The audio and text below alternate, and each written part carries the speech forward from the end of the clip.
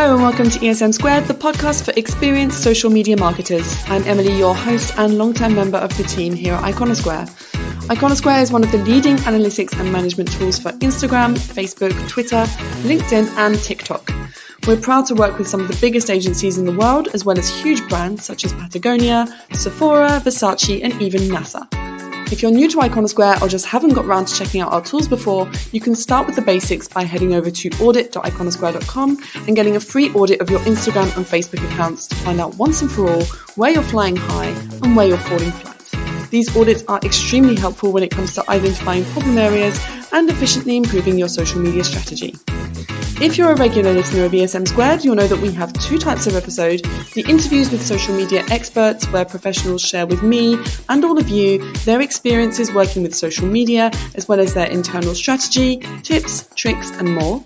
And we also have tutorial episodes in which I talk about a particular topic, which can often be a burning question for social media marketers like you, and help guide you into making strong decisions for your social strategy. This episode is an interview, and I was delighted to interview Bella Foxwell, a freelance Instagram strategist who is also a long-time contributor to Iconosquare's blog. Bella is also the human behind the Instagram account The Doors of London and has an interesting story to tell about her journey to becoming a freelancer in the social media space.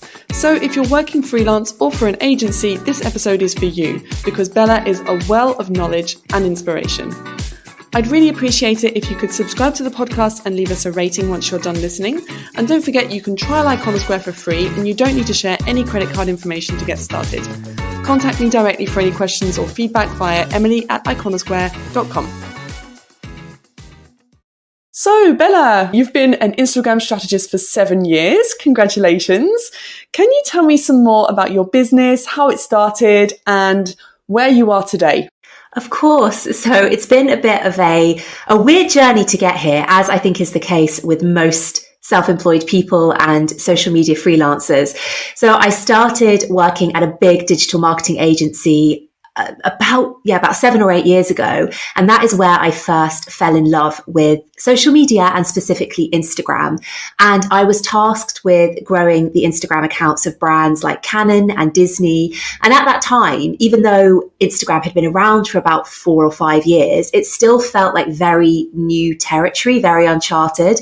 And a lot of brands didn't really know what they were doing and they didn't know the potential of Instagram, which feels bizarre to say now, sitting here in 2022. And at the time, I was experimenting myself with social media. I wasn't really on it that much. And I decided to set myself a challenge. Could I grow an Instagram account using the same strategies that I was employing for these big brands? And could I see the same results?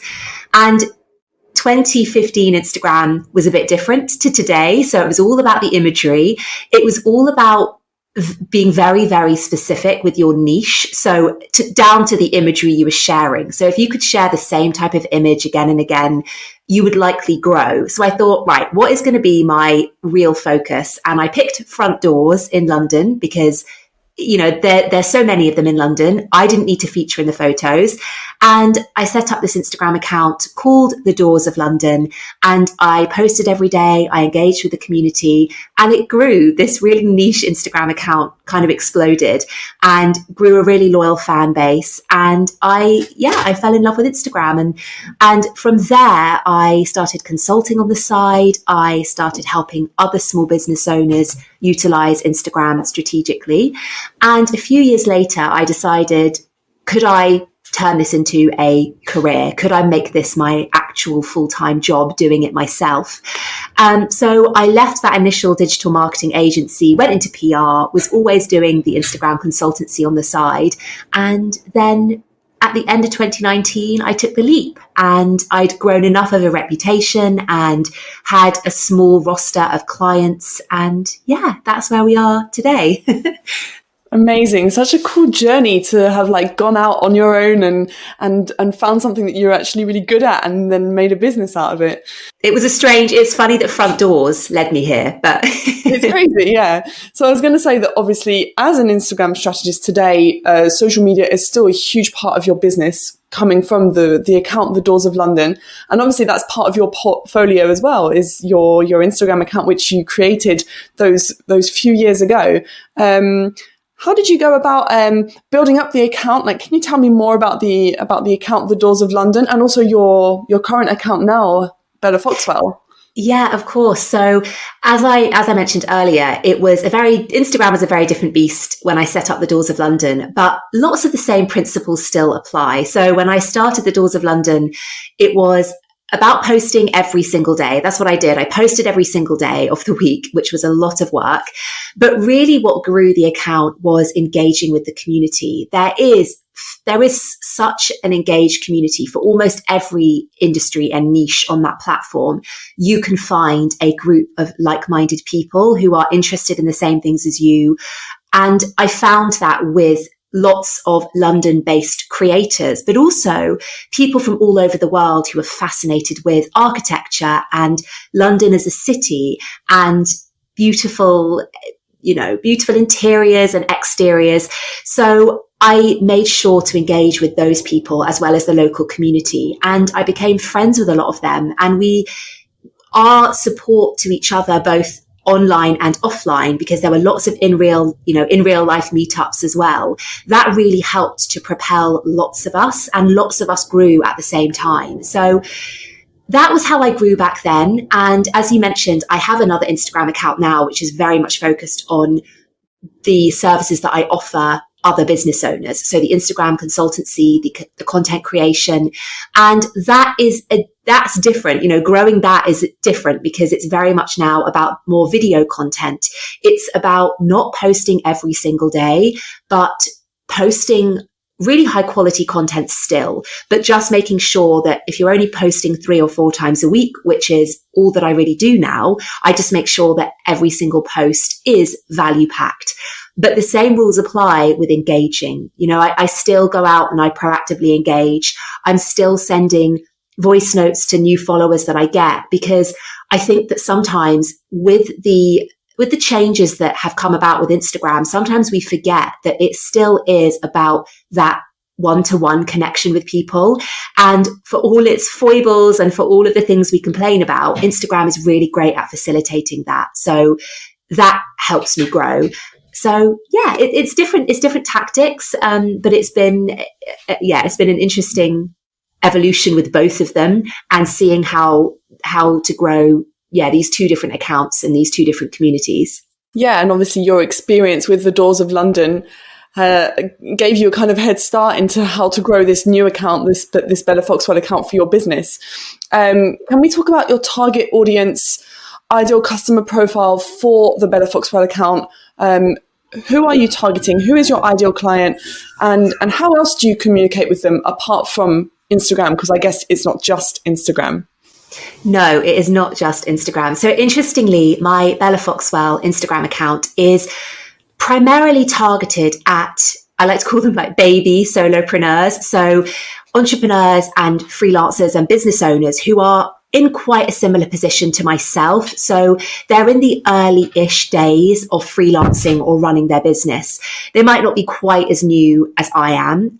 They may be even newer. I've been doing this now, properly freelancing. I've been doing it for about 2 years. So generally they're in a similar situation. They've been freelancing or running their business for a couple of years. And that is really who my Instagram account is targeting. And so I'm providing helpful tips and tutorials and how-tos on that account. And then elsewhere, I am actually targeting more established businesses, and not necessarily solopreneurs, but businesses who have a smaller team of people. And so through LinkedIn and through live workshops, actually, that is generally where I tend to generate more of my more established businesses, and I end up getting work with those bigger businesses and brands. Can you tell us maybe how many clients you're working with at the moment, and perhaps also maybe compare that to what you would say is a good number of clients, what you'd feel comfortable with? Yeah, so I was thinking about this today because currently, I guess it really depends on the type of work you're doing, because I've shifted slightly. Last year, I was very much doing strategy work. So I wasn't really doing much of the actual content creation. And that has changed this year. So last year, when I was doing that, at any one time, I could have had, 8, 9, 10 clients, but that was manageable and doable because it was it was less intensive. Content creation and social media management is a really big full-time job. And that is more of what I've been doing this year. So currently, with that being more of my focus, I have about 4 or 5 retainer clients. I say 4 or 5 because one of them is slightly a lighter load of work. So I have 4 that are pretty much social media management and content creation on a monthly basis. And as it is primarily just me running my business, that feels like a good number. Having said that, that is one stream of income for myself. I also do freelance writing for wonderful brands like Iconosquare. And I also do lots of live workshops and, online and in person for businesses as well. So like many freelancers, I don't just have the one stream of income. I have a few. So I would say based on that, the 4 to 5 clients at the moment is a good amount for me. Wow, it sounds like you've got your hands full, like the hustle, right? Yeah.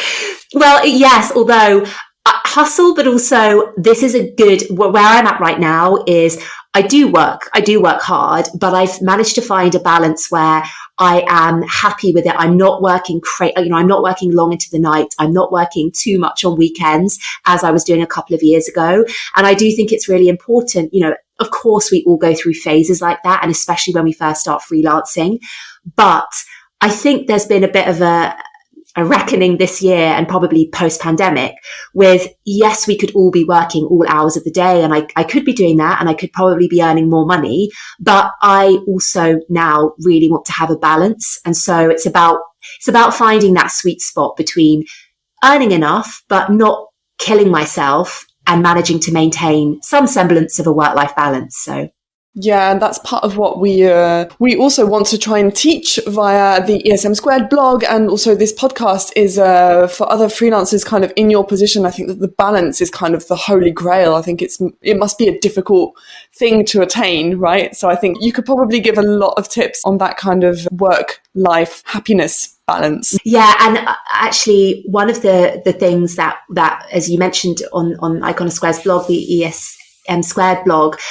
what we talk about is systems and processes and automations. And this is particularly important when you are working on your own and when you're working with as you expand to grow a team, you need those systems and processes in place so that you can really easily hand them over to somebody and your business can continue to run as it has been. And that is a real lesson, because going from being employed and working in the corporate world to working for yourself, it can feel very chaotic for the first. Some people manage to get into the, systematizing things very quickly. I didn't. And it's taken me a bit longer to get to that place. And if I could give anyone any advice, it would be try to start putting those systems and processes in place as soon as you can. They will evolve and they will, you will go back and iterate them, because as you grow and change, so will those systems and processes need to change. But having them in place, even, a skeleton structure and system in place, it does help so much, because so much of running your business, yes, the client work is one part of it, but so, you've got the admin, you've got the finance, you've got all of those other administrative tasks. And if you don't have some systems in place, they can end up taking so much of your time and you can end up doing the same things repetitively. So yes, I think that getting those in place has been a real game changer for helping me get that work-life balance. Moving back to the social media clients that you work with on a monthly basis. So I think you said 4 of full-time social media management. Can you tell me about their goals? Like what kind of things are they looking for you to achieve for them, and how do you go about achieving those objectives for them? Yeah, this is a great question, because everyone's goal, of course, and I think many social media freelancers and creatives will understand this. Everyone's goal online and on social is more leads, more inquiries, more sales. Generally speaking, that is what most of the businesses that we work with, that is that is what they want. And when I work with clients, we usually work on a bit of a phased approach, because as much as I wish that it wasn't the case, Obviously, you don't just post a few times on Instagram and suddenly sell out your products and your services. It's a long game, you know, and I think it is hard for some brands and businesses to wrap their head around that. And that's part of our role working in the social media space, to really educate on that and to manage expectations. And so in the first instance, it's about setting those foundations so that you can be consistent. Your content is really high quality. And as we've touched on already in this podcast, not putting all your eggs in one basket, you know, be it Instagram, be it Facebook, be it LinkedIn, but utilizing other forms of marketing as well, like email and YouTube, and understanding that you can have, you know, Instagram working really well with email marketing in tandem. So not just focusing on one platform. So when I set goals on Instagram, for example, we start with increasing reach and engagement. And if I'm working with clients on influencer marketing, then that is one tactic that we will then bring in to start increasing that awareness and that reach, and then to help drum up sales. If I'm not working with them on influencer marketing, I do work with a couple of fashion brands on that. But if I'm not doing any influencer marketing, then really to start drumming up those sales, it's more about proactively and intentionally engaging with ideal clients on the platform to start nurturing those relationships and building that know, like, and trust factor. So yeah, it's not kind of a clear-cut approach with every brand. Obviously, every brand they're at different phases of their social media journey. Some businesses that I work with have been posting brilliant content consistently for a while. So they've really done the job of nurturing their audience with valuable content. And now it's about slightly shifting gears into, okay, how can we actually start converting this audience? And, you know, that they're a much warmer audience that are ready to convert. And then I work with other businesses who are right at the beginning of their social media journey. And it's about, okay, we're not going to sell everything immediately. We need to build relationships with people on the platform. We need to start building engagement, and we've got to give a little bit first before we can expect to get sales and inquiries in return. But having said all of that, it is really important to set those goals. So it's just about setting those goals and revisiting them every single month. And as I said, having that phased approach. Can you tell me what kind of industries like you're working with? I think, did you mention restaurants to me before? Like, without like name dropping, telling me the names. No, of course. So it's actually with the strategy work I was doing last year, it was very interesting because I was working with all kinds of industries and businesses. So I worked with a lot of independent freelancers. So it was anything from copywriters to business coaches to photographers. And now I've shifted a little bit more into, now that I'm doing a lot of the content creation for these businesses, I am primarily working with the interior space and fashion. So I've got a lot of interior designers and architects, and then I've got some couture fashion designers as well. So funnily enough, two industries that I myself am kind of obsessed with, I have ended up working really closely with some businesses in those spaces. So yeah, it's a lot of fun. It makes the process of content creation very enjoyable. Wow. Yeah, it must make things much, much easier. I mean, not that I'm not passionate about social media analytics. Of course I am.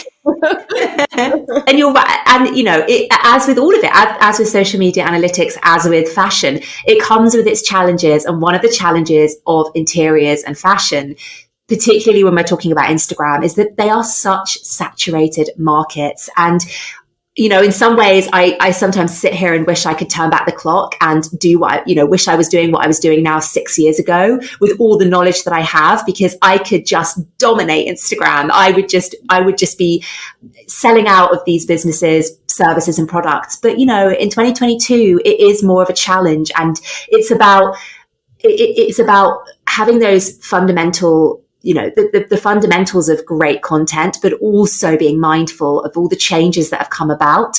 And okay, how do we stand out when there is a sea of competition and competitors on Instagram who are doing really, really good things. Yeah, definitely. I completely agree with you. There was one thing also which stood out, which you were mentioning earlier about working with doing some influencer marketing. I was wondering, does that mean that you deal with the influencers yourself, or does everything go via the business that you're working with, or how does that work?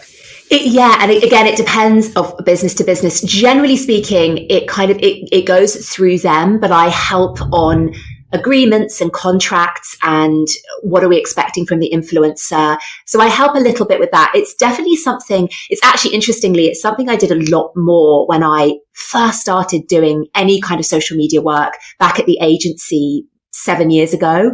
When I was working on building Canon's Instagram account and presence, influencer marketing was something that we did a lot. And it is really what catapulted Canon's growth, because there are so many people who are just avid Canon fans. And a lot of those early Canon lovers were also early adopters to Instagram. So it was just the perfect match of brand and social media platform. So it's funny and fun to revisit that work now with working with influencers. And yeah, again, just how much things have changed. But yeah, it's a fun challenge. I wanted to know where your content inspiration comes from. It comes from questions that I get, not just on Instagram in the DMs and on comments, but also just the daily conversations I'm having with my clients one-to-one, and the questions that they have when we have our monthly catch-ups, questions that they have about why things are and aren't working. So that is generally where I get a lot of my inspiration. And I also get a lot of inspiration from my own experiences and insights. So literally from my Instagram insights, what am I seeing? What is resonating with people? What am I getting? What is getting the most saves? What is getting the most comments? So yeah, those two areas are where I get most of my inspiration. And all of this content, do you create it yourself? I mean, obviously I've seen the reels. I know that you create all the reels yourself. But how about like the more graphic-y elements and the in-feed posts on your Instagram account? Yeah, so speaking of using my Instagram insights for content inspiration, the reason that I do that a lot is because I do create all of the content myself. And as anybody knows, whether social media is their job or not, content creation for yourself is hard work and it's time consuming. So I talking about systematizing and processes, I use Canva and I use templates a lot to help me speed up that process. And I'm using my insights all the time because I am obsessed with repurposing. And I always say to people, do not reinvent the wheel. And, this is the beauty of a platform like Iconosquare, where you can go in and you can see your insights, go and use those analytics to guide your future content. Never sit down with a blank page and think, oh my God, I've got to be fresh and original and new. You really don't. People are telling you what they want by the signals that they're giving through comments, saves, shares, and so on. So yeah, that's how I manage to keep on top of all the content creation myself, by using those time-saving hacks. Yeah, and you're completely right. What you just said, that is speaking the language of analytics. Like that's how we speak here at Iconosquare. You can't really be on social media without checking out your performance and looking at the stats these days, because, as you say, it's so saturated. There's so much competition and so many different trends all the time and things coming out that if you don't stay on top of it and really data-driven decisions, then you can't make it up these days, right? No. And also you don't have time to make it up. It's hugely beneficial for you and it's hugely beneficial for your audience to really lean into and to look at what they are resonating with, because then you will give them more of what they want and you will make your life so much easier. So it really is, a no-brainer. And is that something that you put your focus on for your clients as well, in terms of content inspiration, the creation, and then kind of thinking out the strategy of what to post for those businesses that you're working with? Do you adopt the same mindset as you do for your own account? Yes. So whenever I start working with a brand, one of the key questions in there is, give me your recent insights over the last sort of 3 to 6 months. And I clarify specific metrics that I want to see as well. So that is always the starting point, because we don't necessarily need or want to start from a completely blank slate. We want to understand what has worked well and what hasn't before. Now, that doesn't mean that you then rule things out because they haven't worked, because it might be that we need to reposition things slightly. It might be that the format wasn't quite right for that topic or that idea. But absolutely, starting with those insights and then every month looking back at the previous month, once I start working with a client, that's a really integral part of our process as well, so that we can see what's working, what isn't, and using that to guide what we then create the following month. Yeah, next question was going to be what the main social platforms that you put your focus on are, whether it be promoting your own business or also for the clients that you're working with. Are there similarities? Are there things that you take from your own strategy to apply to the others as well? For me, my main focuses are Instagram, YouTube, and email marketing. So it's quite nice to have Instagram for the social media platform, YouTube for search, and then email marketing, because that is something, my email list is something that I own, and I'm sure many social media freelancers know and have heard and have read the advice that don't build your whole business on somebody else's land, be that Mark Zuckerberg's or whoever own, these social media platforms. We don't own them. They could disappear tomorrow. So I am always thinking about that and making sure that I have ways to continue to nurture relationships with my audience. So that is why I have my email marketing, my email list as well. And that is really reflected with the clients I work with. Again, primarily, I am working with my clients on their Instagram strategies, and Instagram is the focus. But wherever possible, I am always saying to them, look, let's start building your email list, or let's reignite your existing email list and start sending out regular newsletters, because the same rules apply. I don't just want you marketing on Instagram. I want you to be nurturing those relationships elsewhere. So yeah, it really is. Those are my two, Instagram and email marketing. And then YouTube, truthfully, has been such a good lead generator for myself. It is not, it's not ideal for everyone, particularly small business owners. It's work. YouTube, content creation is a lot of work. So I find that with the smaller business owners, they sort of end up deciding between, is it Instagram? Is it YouTube? Is it, LinkedIn? But I personally can really, really recommend YouTube as a great lead generator. Is there a particular example of content that you as a businesswoman are proud of, where you were inspired by something, it paid off? Or on the flip side, if there's something that you tried out that you had a lot of faith in and actually didn't work out at all? I mean, no shame. Let's just say it as it is.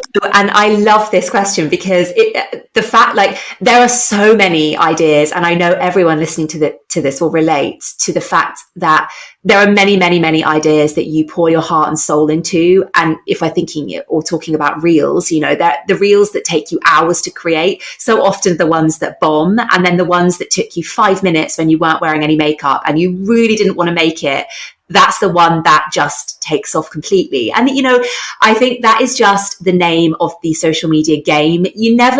Of course, we can use insights and analytics and strategy, and that is fundamental. But at the end of the day, there are some things that you just cannot control for, or you just don't know sometimes what is really going to take off. So there are so many things that didn't work, but you have to just keep going and not focus too much on those individual posts. It's more about your, kind of strategy as a whole. But speaking of things that did really well, there was a quote graphic. There was a graphic with some text on it that I created a few months ago. I think it was February or March. And I just got off a call with one of my clients, and she was saying to me, I keep reading advice online about how to grow on Instagram, and I don't know what to do. I just keep reading this advice. And I said to her, you don't need to read any more tips, articles. You do not need, everything you need to know. So stop distracting yourself with all of the advice online and just stick to your strategy and be consistent with it and have some patience. Anyway, I got off this call and I just brain dumped what I said to her into my Notion document first, which is where all of my ideas start. And I honestly, it just came out, and I didn't edit it. I just let it all come out. And then a kind of half an hour later, I went back and I tweaked it slightly. I refined it, but it was quite a chunky paragraph. And after a bit of editing, I just added it to one of my Canva templates, uploaded it to Instagram, and it's been my best performing post this year. And for a text graphic, a standalone static image that theoretically shouldn't do well on the, in the Instagram landscape in 2022 when it's all about video, it did so well and it reached so many people. When I looked at my insights, I think it reached about 12,000 people, 13,000 people, bearing in mind my follower count at the time was around 4,000. Most of the people it reached were not following me. And I think I got about 50 follows off the back of it, hundreds of saves, 250 saves. It just did really, really well. And it resonated, so many shares. It just did really well. And it made me laugh because it was one of those posts that I didn't overthink it. It was so organic. It came off the back of real conversations with my ideal client, my literal client. And I just put it on a text graphic, uploaded it, and it resonated with so many people. So yeah, it just goes to show that so often it's the posts that we don't overthink too much and really come from the heart that do really, really well. And as you say, like so authentic as well. So it's literally something that you just, as you say, brain dumped. Is this the transition from Instagram strategist to Instagram guru? Oh, I hope so. Just getting it straight from my brain. Yeah, not even no real thinking, just out of the brain. Dalai Lama. Dalai Lama of Instagram. Well done. I'm pretty sure I saw that actually. I wouldn't be surprised if I'm one of the 250 saves. Okay, final question. And you mentioned a lot of stats just then and also earlier on. So let's just get it very clear. Which metrics do you pay attention to and why are they important to you and why are they important to your clients? So the primary metrics that I and my clients focus on are, as I call them, the active forms of engagement. So I do not get too obsessed with likes and followers. That is just me personally. I don't focus too much on those. And I advise that to my clients as well. Follower growth is, it's a good barometer of are we moving in the right direction? But having worked with lots of brands and influencers who, let's just say a lot of their follower count is not necessarily the most organic follower count, I am focused on what are the active forms of engagement. So saves, website taps, and comments. Those are the three primary metrics I am looking at. Now, anyone based in Europe will know that we can't actually properly track, well, certainly not on Instagram, the app anymore. We cannot track shares because of EU data privacy laws. So saves, website taps, and comments, those are showing me saves, what content is really resonating with the audience, so much so that they want to go back and reference it later. Comments, because those comments are the beginnings of relationships so often. And when we are trying to convert followers on Instagram, when we are trying to build a really engaged community, you can't have that without comments. So that is something else that I am always very mindful to keep an eye on. And then website taps. Are we actually getting people so excited by the content that they want to leave Instagram? Arguably, website taps are like the holy grail because Instagram makes it really difficult for people to leave Instagram because they make the experience so immersive and enjoyable. And as business owners and content creators, we don't get much of an opportunity to link externally.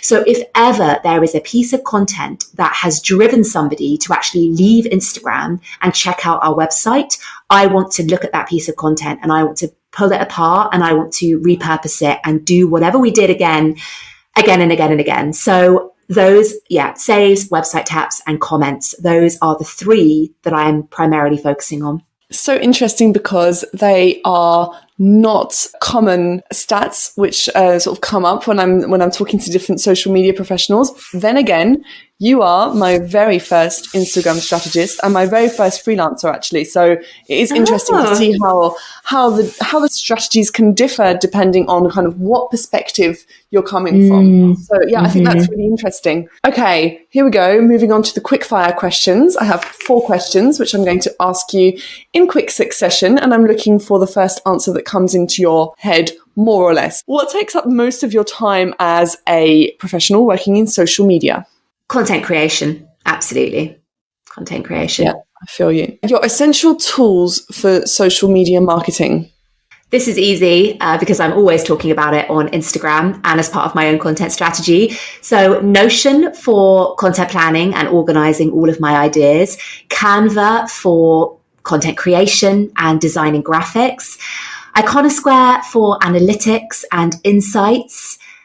And I think that's it. Those are my 3 big hitters. Yeah, solid group there. Your personal favorite accounts on social media?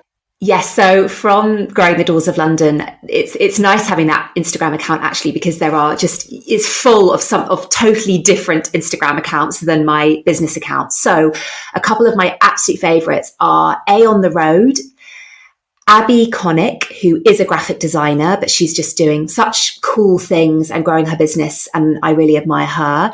And then Mona, or Monologue, I think is her Instagram handle. Just beautiful cottagecore, whimsical content that I just am obsessed with.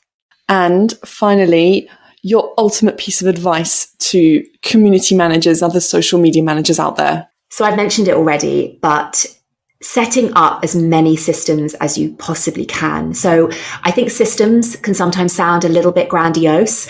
That can literally be templates, design templates, caption templates. A system can be calendar blocking or having a set of tools that you rely on.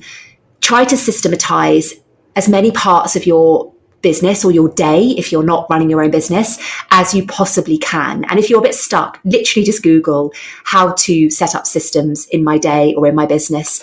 That is the best way to manage everything, especially if you're a busy social media manager or community manager. You know, your days are really, really busy and really manic. So systematize as much as you can.